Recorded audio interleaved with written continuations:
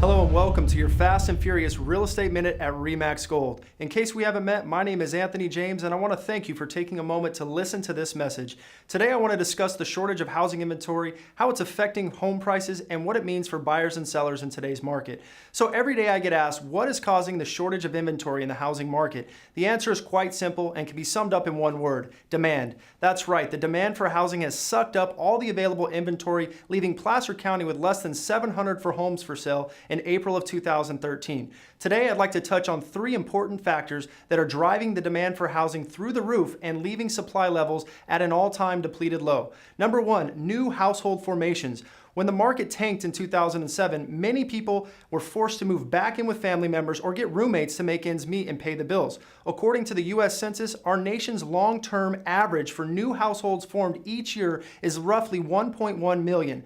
From 07 to 09, we saw average formations decline to approximately 421,000, which was about 1/3 of the long-term average. Fast forward to present day, and new household formations are on the rise, pushing well over a million threshold in 2012, and the 2013 projections from Goldman Sachs say that the U.S. will hit over 1.2 million new household formations this year. Second reason, number two, cheaper to buy than to rent. Homes are still cheap and interest rates are at an all-time low. People have finally caught on to how cheap it is to buy a home in today's market, forcing many consumers to ask the question of, should I rent or should I buy? According to the Joint Center for Housing Studies of Harvard University, since 2009, mortgage payments based on the median existing home prices have become more affordable relative to median gross rents. When these numbers weigh so heavily on purchasing over renting, the demand spikes and everybody wants to buy. Last but not least, number three, cash is king and the investors are back. Last month, roughly 30% of all transactions closed with cash. This is a substantial driver for demand as large hedge funds enter our market and buy hundreds of properties at a time. Buy and hold, fix and flip, you name it, they're buying it. These investment groups are buying anything and everything they can get their hands on because they too also recognize the tremendous demand for housing as the economy and the housing market continue to improve.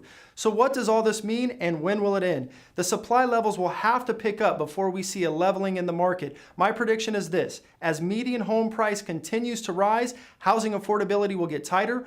Couple that with tremendous influx of new housing developments and potential rising interest rates, we should see things level off by the first quarter of 2014.